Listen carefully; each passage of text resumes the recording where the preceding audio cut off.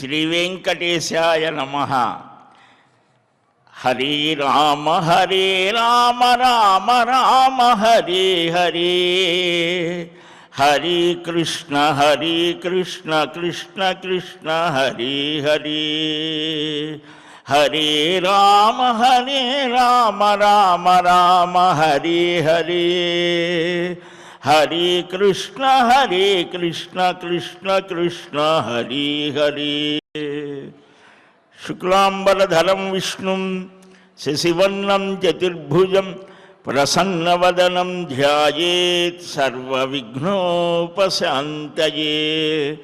యస్యద్విరదవక్త్రాద్యాః పారిషడ్యాః పరస్యతం విఘ్నం నిఘ్నంతి సతతం విశ్వక్సేనం తమాశ్రయే. శ్రీశేషశైల గరుడాచల వెంకటాద్రి నారాయణాద్రి వృషభాద్రి వృషాద్రిముఖ్యాం ఆఖ్యాం త్వదీయ వసతేరనిశం వదంతి. శ్రీవేంకటాచలపతే తవ సుప్రభాతం. నారాయణం నమస్కృత్య నరం చైవ నరోత్తమం దేవీం సరస్వతీం వ్యాసం తతో జయముదీరయేత్. కృష్ణాయ వాసుదేవాయ దేవకీ నందనాయ చ నందగోపకుమారాయ గోవిందాయ నమో నమః.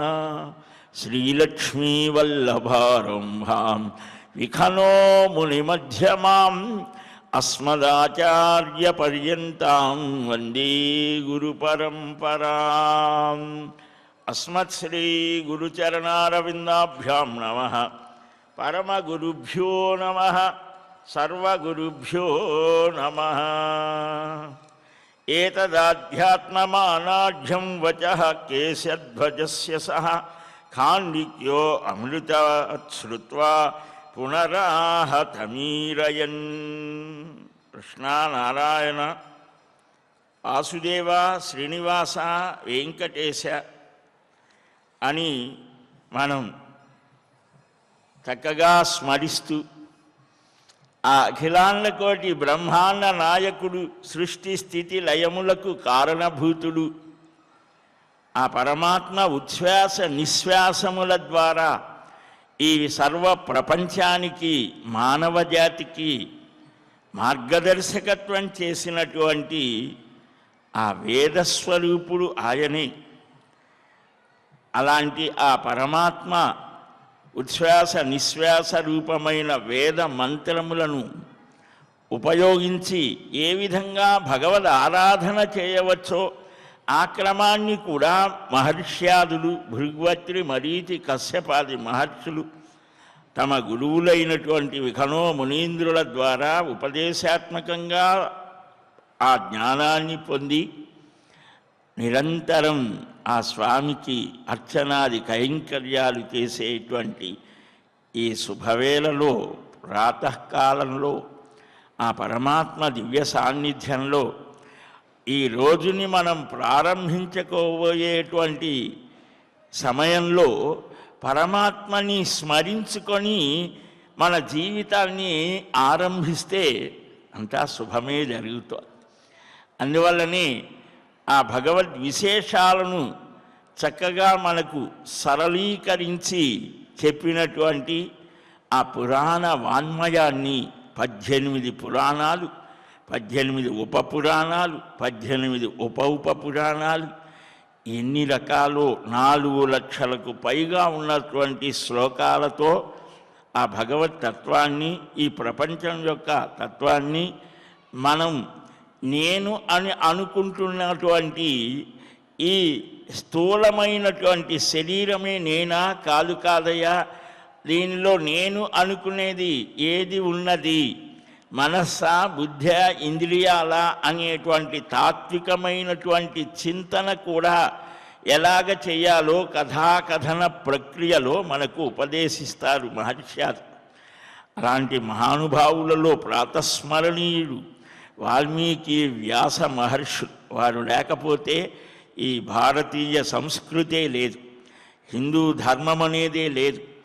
ఆ ఆలయ వ్యవస్థలు, పురాణ ప్రవచనాలు, అనేక ప్రక్రియల ద్వారా మనుష్య జన్మ యొక్క సార్థకతని మనకు అందించారు. అందుకని మనకు రుణములు అని ఉన్నాయి. పుట్టుకతోనే మనకు కొన్ని రుణాలు ఉన్నాయి, అప్పులు ఉన్నాయి. మన తల్లిదండ్రులో లేకపోతే మనమో చేసేటువంటి అప్పులు వేరు, అవి కొంప ముంచేవి. కానీ ఇవి అలాంటివి కాదు. దేవరుణం, ఋషి రుణం, పితృరుణం, ఇవి ప్రధానమైనటువంటివి. ఇంకా రెండు చెప్పారు వ్యాసుల వారు. నృరుణము అన్నారు, అంటే మానవ రుణం. ఇలాగా భూత రుణం, ప్రాణులకు కూడా. మనకు దేవరుణం అంటే భగవద్ ఆరాధన చేత మనం ఆ రుణాన్ని తీర్చుకుంటాం. మన చేతుల్లోనే మనకు అన్నీ జరిగేట్టుగా ఉంటే మనం ఏది కూడా తక్కువగా ఉండాలని ఎప్పుడు అనుకోంగా. మనం అందరికంటే గొప్పగానే ఉండాలనుకుంటాం. కానీ అలా ఉండలేకపోతున్నామంటే మనల్ని నిర్దేశించేటువంటి ఒక వ్యవస్థ ఉన్నది అని కొంచెం సూక్ష్మ బుద్ధితో ఆలోచిస్తే ప్రతివారికి తెలుస్తుంది. కాబట్టి అలాంటిది ఒకటి ఉన్నది అని, అదే భగవత్ తత్వము అని. ఆ భగవాను యొక్క ప్రభుత్వంలో మనకి ఏ విధంగా అయితే కలెక్టర్సు ఇంకా రకరకాలైన వ్యవస్థల ద్వారా ప్రజానీకానికి మంచి పనులు ఏ విధంగా అయితే ప్రభుత్వం చేస్తోందో, అలాగనే ఈ విశ్వమంతా కూడా ఒక ప్రభుత్వమే. దాన్ని నడిపేటువంటి వాడే ఆ నారాయణుడు, ఆ మహావిష్ణువు. అవి వారు ఎలాగ దేవతా రూపంలో, దేవతలంతా ఆయన ప్రభుత్వోద్యోగుల్లాగా పరమాత్మ స్థానంలో ఉన్నటువంటి ఆ పరమపురుషునికి చక్కగా సేవలు చేసేటువంటి వారు. ఆయా దేవతలందరూ కూడా సకాలంలో వారి పనులు చేస్తే మనకు చక్కగా అన్నీ సాగుతాయి. వారిని ఆరాధించడం ద్వారా ఆ మహావిష్ణువుని ఆరాధించినట్లే. అందువలనే మనకు బ్రహ్మ, ఇంద్ర, అగ్ని, యమ, వరుణ, వాయు, కుబేర ఇలాగా 33 దేవతా సముదాయం ఉన్నది. వారిని అందరినీ కూడా 33గా విభాగం చేశారు. ఇంకా 8 మంది. ఇలాగా క్రమక్రమంగా ఆ పరమాత్మని ఆరాధిస్తే అందరినీ ఆరాధించినట్టే అని కూడా చెప్పారు. ఇలాగ చేయడం దేవరుణము. ఆ దేవతత్వాన్ని మనం గ్రహించాలి అనంటే మన మనస్సు శుద్ధం కావాలి, మన బుద్ధి వికాసాన్ని పొందాలి. దానికి ఎన్నెన్నో దాన ధర్మాలు చేయడం, యజ్ఞయాగాదులు చేయడం, మంచి పనులు చేయడం, ఇలాగా మనస్సు శుద్ధమవుతుంది. ఈ ఋషులు ఇచ్చినటువంటి ఆ వేద ధర్మాన్ని, దాన్ని క్రోడీకరించిన శ్రీమద్ రామాయణ, మహాభారత, భాగవత, అష్టాదశ పురాణ వాङ्మయాన్ని వినడమో, చదవడమో, అవగాహన చేసుకోవడమో చేయడం ఋషి రుణాన్ని తీర్చినట్టు అవుతుంది. అంతటితోనే మాత్రమేనా ఆ జ్ఞానాన్ని మన తర్వాతి తరాలకు కూడా అందించవలసిన బాధ్యత ఉన్నది. మన తాతలు, తండ్రులు ఎలాగో మనకంటే చాలా కష్టపడ్డారు. ఆ కష్టం ఎప్పుడూ కూడా ఇష్టంగానే వారు స్వీకరించారు. కానీ మనం అలాంటి స్థితిలో లేవు. ఎందుకంటే మనం చాలా కష్టపడిపోతున్నాము అని మనం అనుకుంటాం మన స్థితిలో. తర్వాత వచ్చేవారు అసలు వీళ్ళు ఎంత కష్టపడ్డారు అని వాడు కూడా అనుకుంటాడు, మన తండ్రి తాతలు. అలాగ వారి వారి స్థితులని, శారీరకమైన అనేక స్థితులకు అనుగుణమైనటువంటి శక్తులు మనలో ఉంటాయి. సరే, అలాగా అందరినీ కూడా చక్కగా చూడడం. దేవరుణం, ఋషి రుణం, పితృరుణం అంటే తల్లిదండ్రులని చక్కగా సేవించడం, వారికి కావలసినవి చూడడం, బ్రతికి ఉన్నప్పుడు వారిని గౌరవించడం. శరీరాన్ని త్యజిస్తే వారు వెళ్ళిన రోజున ఆ రోజు చేయవలసినటువంటి క్రియలు, శ్రాద్ధాది క్రియలు చేయడం, ఇది కనీస ధర్మ. పితృరుణం అంటారు. తర్పణముల ద్వారా వారు తృప్తి పడతారు. అలాగనే మనం ఒక ఉన్నత స్థాయిలోకి వచ్చామంటే మన సొంత దీనివల్లనే కాదు, ప్రతిభ వల్లనే కాదు, అనేక మంది మనకు సహకారం అందిస్తే ఒక ఉన్నత స్థానంలో ఒకడు ఉండటానికి కారణమవుతాడు. వాడు మరలా వాడికి ఏదైనా సహాయం చేద్దామంటే వాడు ఉండకపోవచ్చు. అందుకని ప్రతి వ్యక్తికి కూడా మనకు చక్కని ప్రతిఫలాన్ని అపేక్షించకుండా సేవ చేస్తే 10 మందికి ఉపయోగపడే పనులు చేయడమే అది నృరుణము అన్నారు. మనకు ఆధునిక భాషలో దాన్నే సామాజిక బాధ్యత అంటున్నాం. అంటే మనకు పురాణాల్లో వస్తుంది, చెరువుల్లో బావుల్లో ఉమ్మివేయడం కూడదు, నదీ తీరాలలో మలమూత్రాలను విడవకూడదు. ఇవన్నీ సామాజికమైనటువంటి బాధ్యతలే. అయితే ఆ పేరు పెట్టలేదు. ఇవి ధర్మం అన్నారు, ఆచారం అన్నారు, సంప్రదాయం అన్నారు, ఇది చేయకూడనివి అని అన్నారు. అది నృరుణము. మనం చక్కగా అందరికీ ఎక్స్ట్రాడినరీ అంటే మనం చేయవలసిన పనులు చేస్తూ కొంచెం దానికి మనకు ఇబ్బంది లేనంత వరకైనా సరే ఇతరులకు కొంత సహాయం సేవ చేయడం చేత, అందుకనే జీవుడిని దేవునిలా భావించి సేవ చేయమంటారు మహానుభావులు. సజీవమైనటువంటి అంతర్యామిగా ఉన్న ఆ పరమాత్మని దర్శించమని. సరే, అంతటి స్థితి మనకు కలగలేదు కనుక ఆలయాలలో స్వామిని సేవ చేస్తూ ఉంటే అందరికీ కూడా ఆలయాలలో మనకు వెంకటాచల క్షేత్రంలో రోజుకి 1,00,000 మంది భుజిస్తున్నారు. అలాగనే కొన్ని వేల మంది పరోక్షంగా ప్రత్యక్షంగా స్వామివారి వల్ల జీవిస్తున్నారు. ఇదంతా కూడా గొప్పదే కదా. నృరుణము అనను. భూత రుణం అంటే ప్రాణులు, నోరు లేనటువంటి పశుపక్షి మృగాదులకు ప్రతిరోజు కూడా గోసేవ చేయమన్నారు. గోవులో సకల దేవతలు ఉంటారు కనుక ఆ గోవుని కడగటం, ఆ గోవుకి చక్కగా గ్రాసం గడ్డి వేయడం, లేదా చేసేవారికి సహకరించడం, ఇవంతా కూడా భూతరుణం. ఈ అప్పులతో, ఇవి 5 అప్పులతో మనం పుట్టాం.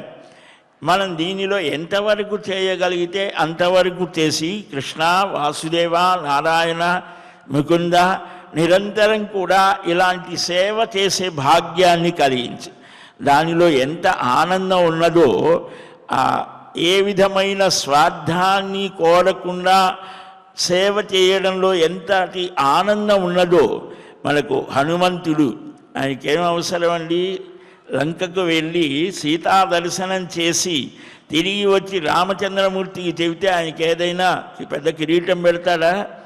లేదు కదా. అయినా ధర్మమూర్తి అయిన రామచంద్రమూర్తికి సహకరిస్తే లోకమంతా సుఖంగా ఉంటుంది, ఆనందంగా ఉంటుంది. ఇది తన కర్తవ్యం అనుకున్నాడు. ప్రాణాలనే పణంగా పెట్టాడు. అందువలనే సీతమ్మ అంటోంది ఆ తల్లి, నాయనా వానరా, నీవు కేవలం వానరమూర్తివి కాదు, నా విషయం కూడా ఆ దుఃఖాన్ని పోగొట్టేట్టుగా రాముడికి ప్రేరణ కలిగించేట్టుగా నీవు మాట్లాడవయ్యా హనుమ అని సీతమ్మ సుందరకాండలో చాలా చక్కగా చెప్తారు. కనుక అలాగ నిస్వార్థమైనటువంటి పరోపకార పరాయణులైనటువంటి దధీచి పురాణ వాన్మయంలో మనకు ఎందరో వస్తారు. తమ శరీరాన్ని ఎముకలని ఆయుధంగా సమర్పించిన దధీచి మహర్షి. ఆయన ఇంద్రుడి వజ్రాయుధం దధీచి యొక్క వెన్నెముక.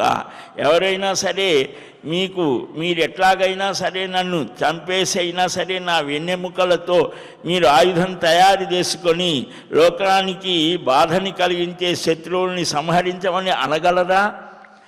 ఒక శివి చక్రవర్తి పావురం కోసం డేగ తరుముతూ ఉంటే తన శరీరాన్ని ఒక భాగంలో కోసివేసి ఆ డేగకు కావలసిన ఆహారాన్ని, ఇదిగో నా మాంసాన్ని నీవు తీసుకొని ఈ పక్షిని వదిలివెయ్యి అనగలిగాడంటే అదే కపోతేశ్వరం మహాక్షేత్రమై.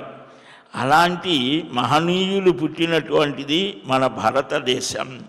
అందువల్లనే ఇక్కడ మనం ఈ పురాణ వాన్మయాన్ని సరైన దృక్పథంతో అర్థం చేసుకోవటం జరిగింది. ఈ నారద మహాపురాణంలో మనం చెప్పుకున్నాం, ఖాండిక్యుడు, కేశిధ్వజుడు అనేటువంటి వారు ఇద్దరు అన్నదమ్ముల పిల్లలే. కానీ క్షత్రియ ధర్మాన్ని అనుసరించి ఆ అన్నగారిని రాజ్యభ్రష్టుల్ని చేశారు. అరణ్యంలో ఉన్నాడు. ఉంటే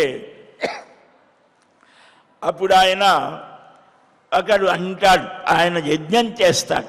ఆ యజ్ఞంలో ఆ హోమధేనువుని పెద్ద పులి మింగేసింది. దీనికి ఏం చేయాలి?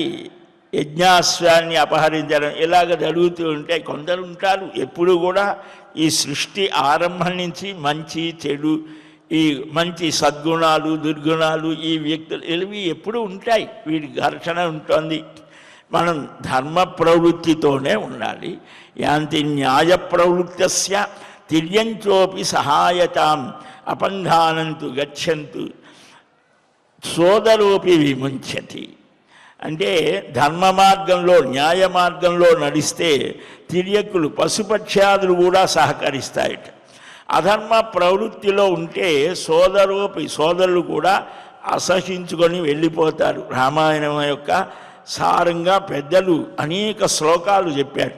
రామచంద్రమూర్తి ధర్మ మార్గంలో ఉన్నాడు కాబట్టి ఆయన వెళ్తుంటే ఒక పక్షి జటాయువు శరీరాన్ని కూడా వదిలిపెట్టేసింది. రాముడికి సీతమ్మని రావణుడు అపహరించాడు అని చిన్న ఆ విషయాన్ని చెప్పడానికి కొన ఊపిరితో అలాగ ఉన్నదిట. ఎంత అద్భుతం! గచ్చలోకాన్ అనుత్తమాన్, నీవు ఇంతకంటే గొప్పదైనటువంటి మరొక లోకం ఏదైతే ఉన్నదో ఆ స్థానాన్ని నీవు పొందు అనన్నాడు రామచంద్రమూర్తి. ఆ ఆత్మ సమస్యక గుహుడు నేరుగా వెళ్ళి రాముడిని కౌగలించుకోగలిగాడట. ఒక ఆటవిక రాజు అలాగనే ఒక చక్రవర్తి కుమారుడిని కౌగలించుకోవడం ఎంత విశేషమైనటువంటిది. అలాగా పశుపక్ష్యాదులు, ఒక వానరుడు, ఒక దానవుడు అంటే విభీషణుడు, సుగ్రీవుడు వీరంతా రామచంద్రమూర్తికి సహకరించారు. అంటే వీరి సహకారం అవసరం లేదు ఆయనకు, అయినప్పటికీ కూడా వీరందరినీ కలుపుకొని వెళ్ళాడు ఆయన. కానీ అక్కడేమైంది? ఆ రావణుడు చాలా గొప్పవాడు, ధనం ఉన్నవాడు, జనం ఉన్నవాడు, అర్ధబలం అంగబలం అన్నీ బలాలు అన్నీ ఉన్నాయి. కానీ సుగ్రీవుడు ఒక్క మాట అంటాడు, ఏమిటే? అధర్మ ప్రవృత్తిలో ఉన్నాడు, ఇది సరికాదు అని అన్నాడు. విభీషణుడు కూడా వదిలిపెట్టేశాడు. కనుక ఇది సరే. ఇక్కడ ఈ అధార్మికమైనటువంటి స్థితి ఏమీ లేకుండా ఈయనను అరణ్యంలోకి పంపించాడు సోదరుడు. ఈ పులి మింగివేసి దీనికి ప్రాయశ్చిత్తం, ఒక యజ్ఞం జరిగేటప్పుడు ఇలాంటివి జరిగితే దానికి ప్రాయశ్చిత్త కాండ చెప్పి, అది తెలిసిన వాళ్ళు కొంతమందే ఉంటారు. అడిగితే మాకెవరికి తెలియదయ్యా, ఋత్వికులు అన్నారు, ఇది మాకు తెలియదు, ఏం చేయాలో. కసేరు మహర్షిని అడుగుదాం. అక్కడికి వెళ్ళారు. ఆయన నాకు తెలియదు, ఇంకొక ఆయన పేరు చెప్పారు. ఆయన దగ్గరికి వెళ్తే ఇది నాకు తెలియదు, నువ్వు ఎప్పుడు ఎవరైతే శత్రువు అనుకుంటున్నావో ఆయనకొక్కడికే తెలుసు. సరే అక్కడికి వెళ్ళారు. వీడు ఎందుకు వస్తున్నాడు? చంపడానికి వస్తున్నాడా? ఈయన సరే వెళ్ళారు. నేను చంపడానికి కాదు, సందేహం తీర్చుకోవడానికి. సరే ఆయన ఏదో ప్రాయశ్చిత్యం చెప్పాడు, అయిపోయి. అప్పుడు ఆలోచించాడు ఈ సోదరుడు, నేను అన్నీ చేశాను, యజ్ఞం పూర్తి అయిపోయింది, కానీ నా సందేహాన్ని తీర్చాడు కదా, సోదర భావం ఉన్నది, కానీ దాన్ని మించి ఇప్పుడు గురుభావం వచ్చింది. ఒక మంచి విషయాన్ని మార్గదర్శనం చేశాడు కదా అని ఆ గురువు గారికి తగిన దక్షిణ ఇవ్వలేదు అనుకున్నాడు. వెళ్ళాడు, వెళ్ళాడు. అప్పుడు ఆయన అడుగుతాడు, ఎందుకు వచ్చావు అని అంటే, ఇది కాదయ్యా, దీనికోసం వచ్చాను, గురుదక్షిణ ఇవ్వాలి అంటే. ఏం కావాలి అని అంటే, నీవు గురుదక్షిణ ఇవ్వదలిస్తే నేను ఇన్ని కష్టాలు పడుతున్నాను కదా, ఈ కష్టాలను పోగొట్టేటువంటి కర్మాచరణని చెప్పమని. మనకు అవసరమే కదా. మనం కూడా చాలా వరకు ఎంతటి వాడికైనా ఏవోటి కష్టాలు, సమస్యలు, బాధలు లేకుండా, వర్షంలో తడవకుండా, కష్టాల్లో మునగకుండా ఎవడు ఉండడు కదా. ఎలాగా అనంటే, నేను పండితులైన వారు రాజ్యంలో ఆశపడరయ్యా, రాజ్యాన్ని కోరను. అవిద్యతో కూడినటువంటిది ఈ రాజ్యకాంక్ష కూడా. నాలాంటి వారు కోరరు. నేను జ్ఞానం చేత ఈ సాంసారిక ప్రవృత్తి నుంచి బయటపడదామనుకుంటున్నాను. దానికోసమే రాజ్య పరిపాలన చేశాడు ధర్మబద్ధంగా. యజ్ఞాలను చేస్తున్నారు. ఎందుకయ్యా ఈ యజ్ఞాలు యాగాలు అంటే? సరే, సకామహ అంటే కోరికలు తీరటానికి అదొకటి. ఇంకొకటి రాజైన వాడు పరిపాలన చేసేటువంటి వాడు ప్రజాక్షేమాన్ని కోరి ఈ పూజలు యజ్ఞాలు చెయ్యాలి అని మనకు శాస్త్రం చెప్తోంది. అందుకనే రాజ్యంలో ఒక పోస్టు, ఒక స్థానం, పురోహితుడు యొక్క స్థానం కూడా ఉండేది. రాజగురువు అని కూడా ఉండేవారు. ఆధ్యాత్మిక శిక్షణ ఆయన ఇచ్చేవాడు. ప్రజలకు కావలసినటువంటి ఆది వ్యాధులు పోగొట్టడానికి, దైవికమైనటువంటి ఆటంకాలు తొలగటానికి ఈ పురోహితులు ఉండి శాస్త్రంలో చెప్పినటువంటి విషయాలను రాజుకు చెప్పి చేయించేవాడు. ఇప్పుడు కూడా చేస్తుంటారు, అయితే అది పబ్లిక్గా ఉండదు. కాబట్టి అంటే మేము మళ్ళా పరిపాలన చెయ్యాలంటే ఏం చేయాలి, అన్ని ప్రయోగాలు చేస్తారు నాయకులు, మన నాయకులు కూడా. కనుక ఇవి యజ్ఞాలు చేయడం అనేటువంటిది ఆధ్యాత్మిక స్థితిలో ఏమిటి అంటే చిత్తాన్ని శుద్ధం చేస్తోంది అని దాని గురించి అడుగుతాడు. అప్పుడు ఆయన కేశిధ్వజుడు అని ఆయన అడిగితే, ఆత్మ దానియందు కాని దానియందు ఆత్మబుద్ధిని, అంటే ఈ శరీరమే సర్వస్వం అనుకుంటాం కదా, కాదు, శరీరం కంటే భిన్నమైన ఒకటి చైతన్యాన్ని కలిగించేది ఉన్నది. అది ఎలాగయ్యా?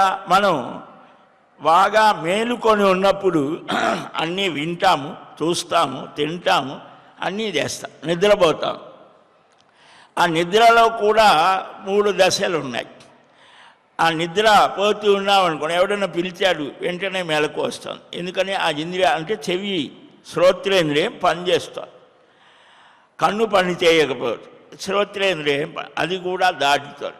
స్వప్నావస్థ అంటే కళలు వస్తాయి, అక్కడ మనస్సు మేలుకొని ఉంటుంది, అది కూడా దాటిపోతుంది. గాఢమైన సుషుప్తి అని అంటే బాగా గాఢ నిద్రలో వాడు వచ్చి తొక్కినా కూడా ఏం తెలియదు. కానీ లేచిన తర్వాత వాడు ఏమంటాడు, ఈరోజు నేను హాయిగా నిద్రపోయాను అంటే ఎవడు ఈ హాయిని అనుభవించిన వాడు ఎవడు? అక్కడ మనస్సు లేదు, కన్ను, చెవి, ముక్కు ఇవేవి పనిచేయటం లేదు కదా. లేచిన తర్వాత ఎవడో ఒకడు అనుభవించాడు. నేను హాయిగా ఉన్నాను అని అంటే ఈ నేను అనేవాడు ఎవడు అనేది విచారణ చేయమని మనకు శాస్త్రం చెప్తుంది. దానికే ఆత్మ. నేను అనేటువంటిది ఈ శరీరాన్ని ఉద్దేశించే సహజంగా అంటూ ఉంటాము. నేను గనుక బయలుదేరితే అంటారు, నేను గనుక అది చేస్తే అని అహంభావనతో కూడి ఉండవచ్చు, లేదా మరొకటి భావన ఉండవచ్చు. కానీ అసలు నేనేమిటి అంటే ఈ శరీరం కాదు, ఇంద్రియాలు కాదు, అసలు నేనుని పట్టుకోమని మనకు శాస్త్రాలు చెప్తాయి. కాబట్టి ఆత్మ కాని దాని యందు ఆత్మబుద్ధితో ప్రవర్తించేటువంటి ఈ మోహం చేత, దేహమే నేననే భావన చేత ఇలాగ చేయరానివన్నీ చేస్తూ ఉంటారు. ఆత్మకు ప్రకృతి సంబంధం ఏర్పడడం చేత అహంకార దూషితమవుతోంది. మనకు భాగవతంలో దీని గురించిన చాలా అందమైన ఒక కథ ఉంటుంది. శరీరాన్ని, నవద్వారలతో ఉండేటువంటి ఈ శరీరాన్ని ఒక పురము అని, దానికి ఇలాగ స్నేహితులు ఇలాగ ఉన్నారు అని ఒక చక్కని రూపకంతో చెప్పడం జరుగుతుంది. సరే, ఈ అవిద్యా స్వరూపాన్ని చెప్పాడు. అది మొన్న మనం చెప్పుకున్నాం. దాని క్లేశాలను నశింపజేసే సాధనం యోగం ఒక్కటే అని అంటాడు. నారద మహర్షి అడుగుతాడు ఈ ప్రశ్నలన్నీ సనందనుల వారు. అప్పుడు ఆయన ఇంకా చెప్తాడు, కేశిధ్వజుడు చెప్పిన అధ్యాత్మ జ్ఞానాన్ని, అమృతాన్ని ఆస్వాదించినట్లుగా ఆస్వాదించి ఇలా అంటాడు, నువ్వు బాగా యోగ శాస్త్రార్థాన్ని తెలిసిన వాడవయ్యా, కాబట్టి యోగం ద్వారానే ఈ క్లేశాలు తొలగిపోయి, అంటే మన మనస్సే అది చక్కగా ఉంటే మిత్రుడు, దాన్ని మించినటువంటి మిత్రత్వం మరొకటి లేదు. ఆత్మైవ రిపురాత్మన గీతలో కూడా స్వామి చెప్తాడు. అన్ని సకల వేద శాస్త్ర సారమే భగవద్గీత. అది చాలా సులభంగా ఉంటుంది, తొందరగా కొరకుడు పడదు. దాన్ని చదవటం ఒక గంటలోనో 2 గంటల్లోనో చదవచ్చు, అధ్యయనం చేయవచ్చు. కానీ అది ఆచరణలోకి వచ్చేసరికి కొన్ని జన్మలు పడుతోంది. ఒక జన్మలో కూడా కావచ్చు, వాటిలో ఉండే తీవ్రతని బట్టి. యోగశాస్త్రం తెలిసిన వాడు దాని స్వరూపాన్ని చెప్పమని అడిగితే కేశిధ్వజ ఉవాచ యోగస్వరూపం ఖాండిక్య శ్రూయతాం గదతో మమ ఎత్ర స్థితో నచ్యవతే ప్రాప్య బ్రహ్మాలయం ముని. యోగస్వరూపాన్ని చెప్తానయ్యా. యోగంలో ఉన్నవాడు బ్రహ్మస్వరూపంలో లీనమవుతాడు, పరబ్రహ్మానందాన్ని పొందుతాడు. భ్రష్టుడు వాడు కాడు. మానవుల యొక్క బంధమోక్షాలకు కారణం మనస్సే. మన ఏవ మనుష్యానాం కారణం బంధమోక్షయో బంధస్య విషయాసంగి ముక్తే నిర్విషయం తథా విషయేభ్య సమాహృత్య విజ్ఞానాత్మా బుధో మనః చింతయేన్ముక్తయే తేన బ్రహ్మభూతం పరేశ్వరం. మనకు ఉపనిషత్తుల్లో వస్తుంది, చాలా చోట్ల వస్తుంది. చాలామంది ప్రవచనాల్లో కూడా ఈ మాట చెప్తూ ఉంటారు. ఏమిటది? మన ఏవ మనుష్యానాం కారణం బంధమోక్షయో. బంధానికి కానీ, అంటే కట్టివేయటానికి కానీ, దాని నుంచి బయటపడటానికి కానీ ఈ మనస్సే కారణం. ఇది చాలా చమత్కారంగా ఉంటుంది. అందుకని మహానుభావులు, ఈ నిమివంశంలో వాడే జనకుడు, చాలామంది ఆయన ఆ పరంపరకు అందరికీ కూడా జనక చక్రవర్తి అనే పేరు. ఒకసారి ఒక మహానుభావుడు ఆధ్యాత్మిక గోష్ఠి చేస్తూ ఉన్నాడు. యాజ్ఞవల్క్యుడు, చాలామంది మహర్షాదులంతా అక్కడ చర్చలు చేస్తూ ఉంటారు. ఒకసారి మహారాజు మధ్యలో లేచి ఆ సభా ప్రాంగణంలో ఒక స్తంభం ఉంటే ఆ స్తంభాన్ని గట్టిగా పట్టుకొని, ఓ మహాత్ములారా, ఈ స్తంభం నన్ను గట్టిగా పట్టుకుంది, విడిపించండి అంటాడు. మహర్షి అంటాడు జనక మహారాజును ఉద్దేశి.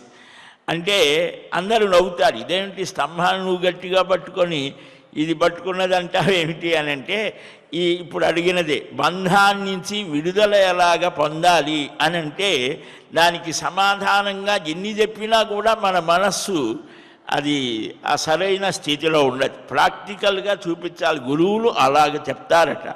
ఆ స్తంభాన్ని గట్టిగా పట్టుకున్నా. ఇది ఎవరు పట్టుకున్నారయ్యా ఈ స్తంభాన్ని అంటే నువ్వే పట్టుకున్నావు. వదిలించుకునేది ఎవరు? నువ్వే. బంధానికి కారణము నువ్వే, దాన్ని విడిపించుకోవడానికి కూడా కారణం నీవే, నీ చేతుల్లోనే ఉన్నది. దానికి ఏమిటయ్యా ఇది అంటే మనస్సే. ఆ మనస్సు అనేటువంటిది బంధాన్ని కలిగిస్తోంది, దాని నుంచి బయట కూడా అదే పడేస్తుంది. మనస్సు అంటే ఆలోచనల యొక్క సమూహం. మనం నిద్రలో ఉన్నప్పటికీ కూడా స్వప్నావస్థ వరకు కూడా ఈ మనస్సు మెలకువతోనే ఉంటుంది. అందుకని బ్రహ్మ ముహూర్తంలో తెల్లవారుజామున 3 నుంచి 6 లోపు మనస్సు మెలకువతో ఉంటుంది అని. అప్పుడు చదివినా, పుస్తకాలు చదువుకున్నా, ఏది లౌకిక విద్య చదివినా, అధ్యాత్మ విద్య, యోగ విద్య, వేద విద్య, పూర్వం వేదాధ్యయనం ఆ సమయంలో చక్కగా చేసేటువంటి వారు ఆ మనస్సుకి అప్పుడు పడుతుందన్నమాట. ఇంకా వృద్ధులైనటువంటి వారు ఆ సమయంలో లేచి భగవన్నామ స్మరణ చేస్తారు, కొందరు నగర సంకీర్తన చేస్తారు, ఇలాగ వారి వారి స్థితిని అనుసరించి. కనుక ఈ మనస్సు విషయాలతో కూడితే బంధం, ఈ విషయాల నుంచి బయటపడితే నిర్విషయం చేత మోక్షము. అదే తెలుసుకుంటే మోక్షము, తెలియకుంటే బంధము. మన అన్నమాచార్య స్వామి చక్కని కీర్తనలో అంటారు. ఏం తెలుసుకోవాలి? చాలా చక్కగా చెప్పారు మహానుభావుడు. మనం వాటి మీద దృష్టి ఉంచాలి అన్నమాట. కనుక ఈ మోక్షాన్ని ఎలాగ పొందాలి? విజ్ఞాన స్వరూపుడైన జీవుడు జ్ఞానం చేత మనసుని విషయాల నుండి మరలించి మోక్షం కోసం బ్రహ్మస్వరూపుడైన పరమేశ్వరుణ్ణి చింతన చేయాలి. అందుకోసమే ఆయనకు అన్ని ఆభరణాలు, అన్ని వస్త్రాలు, అన్ని మాలలు. ఎందుకోసం అంటే ఆయన కోసం కాదు, మన కోసమే. ఆ చక్కని అందమైనటువంటి చిరునవ్వుతో కూడినటువంటి ఆ మకర కుండల గ్రైవేయ హారాదులతో ఉన్నటువంటి ఆ పరమాత్మని దర్శనం చేయడం చేత ఎంతటి కోపంతో ఉన్నవాడికి కూడా ఆ రూపాన్ని చూడగానే ఆనందం కలుగుతుంది. తండ్రి బజార్లో హంగామా చేసేస్తాడు, ఆయన అలా కొడతాను తిడతాను ఏవి, ఇంటికి వచ్చేసి ఆ చిన్న పిల్లవాడు సంవత్సరం లోపు పిల్లవాడు నాన్న అని నవ్వాడు అనుకోండి, ఈ కోపాలు అన్నీ ఎగిరిపోతాయి. ఎందుకని ఆ వస్తు దర్శనం చేత మనుష్యుడిలో కొన్ని భావ వికాసం కలుగుతోంది. కనుక ఇక్కడ కూడా పరమాత్మని ధ్యానం చేయాలి, ఆత్మలో నిలపాలి. ఆత్మ అనే శబ్దానికి కేవల ఆత్మ వేరు, మనస్సుకి బుద్ధికి వీటన్నిటికీ కూడా శరీరానికి కూడా ఆత్మ 10 అర్థాలతో చెప్తారు సంస్కృతంలో, అలా విశేషమైనటువంటి. కాబట్టి మనస్సుని ఇక్కడ ఆత్మలో నిలపాలి. ఆత్మశక్తి చేత మనస్సుని లోహం అయస్కాంతం చేత ఆకర్షించినట్లుగా ఈ మనస్సు అనేది పరమాత్మ వైపు సహజ సిద్ధంగా ఆకర్షించబడాలి. ఇనుము అయస్కాంతము భంగి భాగవతంలో కూడా అంటారు. కనుక అలాగ మనోగతి విశిష్టమై ఆత్మ ప్రయత్న సాపేక్షమైతే అలాంటి అపేక్షను బ్రహ్మయందు సంయోగం చేయడం, లీనం చేయడమే యోగము. అంటే మామూలుగా అష్టాంగ యోగంలో యోగం అనే దానికి చిత్తవృత్తి నిరోధము అని చెప్పాం. అంటే చిత్తము ఒక వృత్తుల అంటే 4 దశలలో ఉండేటువంటివి మనస్సు, బుద్ధి, చిత్తము, అహం అంటారు. అంటే ఒక్కటే 4 దశలలో 4 రకాలైన పనులకు అది మూలమవుతోంది. కాబట్టి ఇందాక మనం చెప్పుకున్నాం, ఒకే వ్యక్తి ఇంటిలో ఉంటే తండ్రి, ఇంకో తండ్రి ఆ కుమారుడు ఒక స్థితిలో, ఆఫీస్కి వెళ్తే ఆయనే అధికారి, ఇంకొక చోటుకి వెళ్తే స్నేహితుడు, ఇంకొక చోటుకి వెళ్తే ఇంకేదో. ఒక వ్యక్తే ఆ పనులు చేసేటప్పుడు వాడికి పేరు మారుతోంది, పని మారుతోంది. అలాగనే ఒక్క స్థితే, ఒక్క స్వరూపమే ఆత్మ ఇన్ని స్థితులతో ఆ పని చేస్తోంది అని. కనుక ఈ మనస్సుని శుద్ధం చేసుకుంటే, అందుకనే భగవన్నామ స్మరణము, జపము, సంకీర్తనము, యజ్ఞయాగాదులు, పూజలు ఇవన్నీ కూడా ఆ మనస్సుకి ఉండేటువంటి ఈ రాగద్వేషాదులు, కోపతాపాదులు, అసూయ, మాత ఇవన్నీ మనకు చాలా ఉన్నాయి, పెద్ద లిస్ట్ ఉంది. ఆయనకి అష్టోత్తర నామాలు ఎలాగున్నాయో మనకు కూడా ఎలాగా అంటే భగవద్గీతలోనే చెప్పాడు, దైవ అసుర సంపద్ విభాగ యోగ. అసుర గుణాలు ఏమిటి, దైవ గుణాలు ఏమిటి? మనలో దైవ గుణాలు ఎన్నున్నాయి, మార్పు చేసుకోవాలి, మనమే వేసుకోవాలి, ఇంకెవడో కాదు. గురువుగారు ఉంటే ఆయన చూస్తాడు. మనకి ఇప్పుడు గురువుగారి కంటే మనమే గొప్పవాళ్ళం అనే స్థితిలో కూడా ఉంటాం. కాబట్టి కొందరు ఆ అసుర గుణాలు ఏమిటి, దైవ గుణాలు ఏమిటి, మనలో ఎన్ని దైవ గుణాలు ఉన్నాయి, అసుర గుణాలు ఉన్నాయి, వీటిని ఎలాగ పోగొట్టుకోవాలి? సాధన అంటే ఇదే సాధన. కనుక ఈ బ్రహ్మ యందు ఆ నిలపడమే యోగము. అక్కడ చిత్తశుద్ధి, చిత్తాన్ని పవిత్రం చేయడము అనేటువంటిది చెప్పారు. మనకు మహానుభావుడు పతంజలి యోగ సూత్రాలలో ఈ మనస్సుకి అవిద్య, క్లేశ, కర్మలు ఎలాగా, దాని నుంచి ఎలాగ బయటపడ అవన్నీ కూడా చెప్పారు. ఇక్కడ ఈ మనస్సుని పవిత్రీకరించుకుంటే వీటి వల్ల ఈ పవిత్రం అవుతుంది. ఈ పూజలు, ఈ యోగము, ప్రాణాయామ ప్రక్రియ అందుకే వచ్చింది. మనం పూజ అన్నీ ఉంటాయి. మనం ఏదో దేని కోర్సు, భక్తి కోర్సు వేరండి, యోగం కోర్సు వేరు, కర్మ కోర్సు వేరు అని అవి కాదు. అన్నిటినీ కలిపి మన గుదిగుచ్చి ఇచ్చారు. మనం పూజ చేయాలి, లేదా ఇంకొక దాన ధర్మాదులు చేయాలి, ఇంకేదో ప్రతిదానికి కూడా ఆ ప్రాణాయామ్య అని అంటారు, ముక్కు పట్టుకోమంటారు మన స్వామి. అంటే ఆ ప్రాణాయామ ప్రక్రియ చేత మనస్సు ఎక్కడెక్కడో తిరిగేది అక్కడికి రావాలి అనుకున్నటువంటి సంకల్పం. ఆ సంకల్పం అంటే ఏమిటి? దేశకాల కీర్తనం చేత నేను ఇక్కడే ఉన్నాను అని మనల్ని మనం దగ్గరగా తెచ్చుకోవడం. ఆ ప్రాణాయామం చేత మనస్సు నిలుస్తోందట. కేవలం కుంభకం చేత, అంటే ఆ గాలిని వదిలితే రేచకం అన్నారు. మళ్ళా గాలిని పీలిస్తే పూరకం అన్నారు. అక్కడని నిలిపితే కుంభకం అని. ఆ కుంభకాన్ని పెంచుకోవాలట. రోజుకి 21,600 సార్లు మన ప్రమేయం లేకుండానే మనకు కొలిమి తిత్తులు అంటారు అనేవారు, ఇటు ఇటు లాగేవాళ్ళు. ఇప్పుడు అవి కూడా పోయినాయని. ఆ గాలి వదులుతోంది. అట్లాగా మన శరీరంలో కూడా మన ప్రమేయం లేకుండా ముక్కులు గాలిని పీలుస్తాయి, వదులుతూ ఉంటాయి. ఏదో చెప్తారు కదా, కార్బన్ డైఆక్సైడ్, ఆక్సిజన్, ఇంకా ఏవేవో చెప్తూ ఉంటారు కదా. అలాగే మనం గాలిని మన ప్రమేయం లేకుండానే పీలుస్తాం, వదిలిపెడతాం. దాన్ని ఒక క్రమ పద్ధతిలో నిలిపితే అదే ప్రాణాయామం. దానివల్ల మనస్సు ఆగుతోంది. మనం ఎక్కడ ఏ రూపాన్ని ధ్యానం చేయాలో, ఏ విషయాన్ని మననం చేయాలో అక్కడ నిలిపేటువంటి ప్రయత్నం చేస్తుంది. అందుకనే మనకు పూజల్లో అన్నిటిలో కూడా చూపించారు. దేశకాలాలు కీర్తన చేయడం, పరమాత్మ స్వరూపంగా భావించడం, ఇన్ని అర్థాలతో మనం ఒక పూజ కానీ ఒక అర్చన లేదా మరొకటి చేస్తే దాని ఫలాన్ని మనం పొందుతాం. అందుకని జ్ఞాత్వా కర్మాని కుర్వీత, తెలుసుకొని కర్మాచరణ చెయ్యి అని వేదం చెప్తోంది. అన్నీ చెప్పారు. మనం చదవటమే, అవగాహన చేసుకోవడమే మనం చేయవలసినటువంటి పని.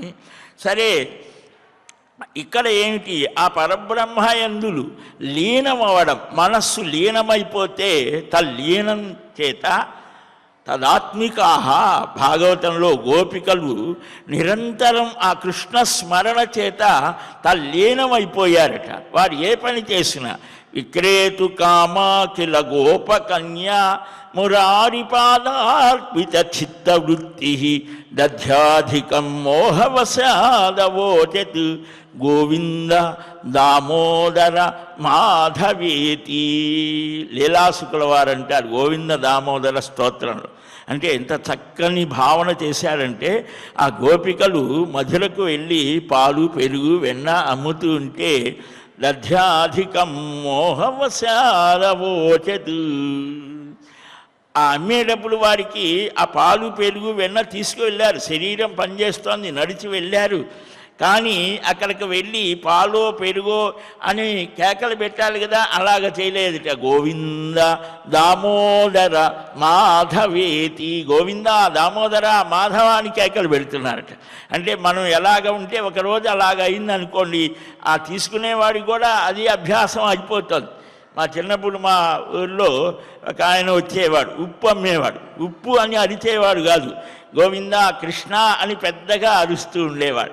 అంటే జనాలందరికీ కూడా మైండ్లో ఫిక్స్ అయిపోయింది అనమాట. ఏంటి, ఉప్పు అమ్మే ఆయన వచ్చాడు అంటే మనం ఎలాగా మన మనస్సుని కానీ, శరీరాన్ని కానీ, సమాజాన్ని కానీ ఎలాగ మోటివేట్ చేస్తే అలాగా అది ఎక్కడ ఉన్నది, నీలోనే ఉన్నది. నీవు ఎలాగ ఉంటే ప్రపంచం అంతా అలాగ నడుస్తుంది.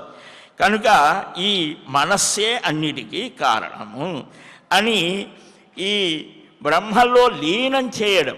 ఈ గోపికలు అలాగా కృష్ణ భావంలో లీనమయ్యారు.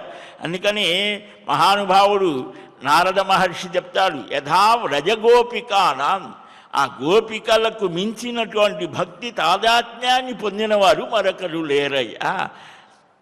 వికనసార్థితో విశ్వగుప్తయే సఖవుదేయివాన్ సాత్వతంకులే.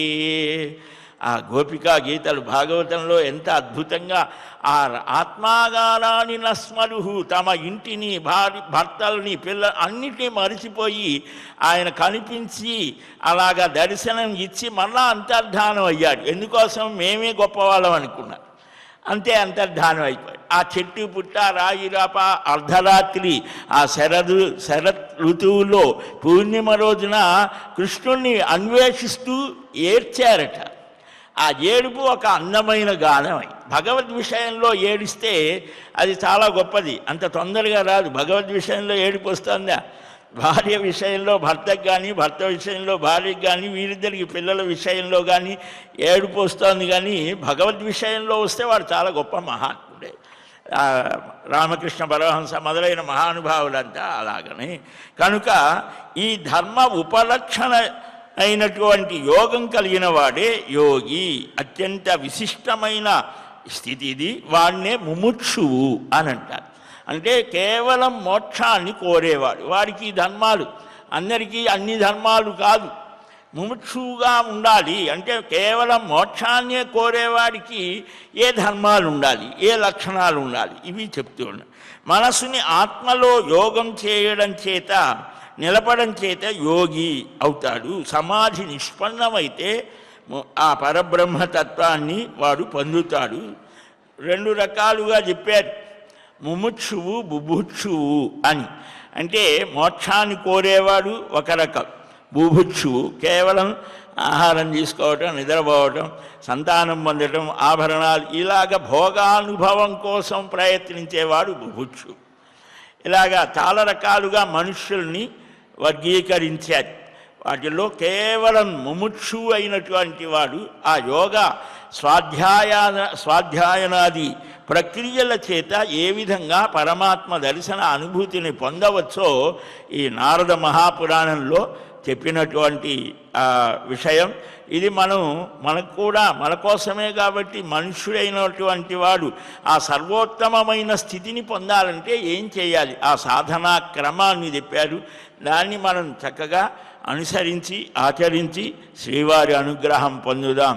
శ్రీకృష్ణ గోవింద హరే మురారి హే నాథ నారాయణ వాసుదేవా గోవింద జయ జయ గోపాల జయ జయ రాధారమణ హరి గోవింద జయ జయ హరి రామ రామ రామ హరి హరి హరే కృష్ణ కృష్ణ కృష్ణ హరే హరే.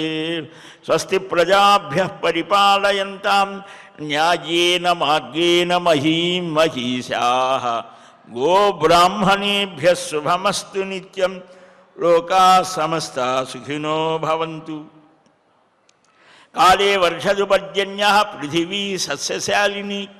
దేశోऽयं క్షోభరహితో బ్రాహ్మణాः సంతు నిర్భయాः. అపుత్రాः పుత్రిణः సంతు పుత్రిణः సంతు పౌత్రిణः. అధనా సధనా సంతు జీవంతు శరదాం శతం. శ్రియః కాంతాయ కళ్యాణ నిధయే నిధయేర్థినాం. శ్రీవేంకటనివాసాయ శ్రీనివాసాయ మంగళం. బలం విష్ణోః ప్రవర్ధతాం. సర్వం శ్రీకృష్ణార్పణమస్తు. ఏడుకొండలవాడ వెంకటరమణ గోవింద గోవింద గోవింద గోవింద గోవింద.